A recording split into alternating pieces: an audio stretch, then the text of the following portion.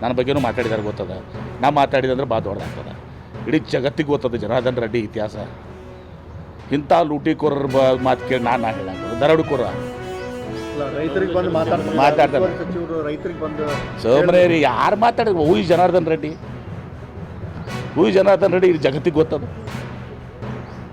Airport ಅಂತ ನಾ ಮಾಡ್ತಿದ್ದೀವಲ್ಲ airport Kapil Sibal ಹಾಕಿ ಹೊತ್ತು ನಾನು ಫೈಟ್ ಮಾಡ್ತಾಯಿದ್ದೀನಿ. ಅದ ರಾಜಕೀಯ ಮಾಡಿದ್ರೆ ಭಾಳ ದೊಡ್ಡ ರಾಜಕೀಯ ಮಾಡ್ಬೋದಾಗಿತ್ತು ನಾನು ಏರ್ಪೋರ್ಟ್ನಲ್ಲಿ.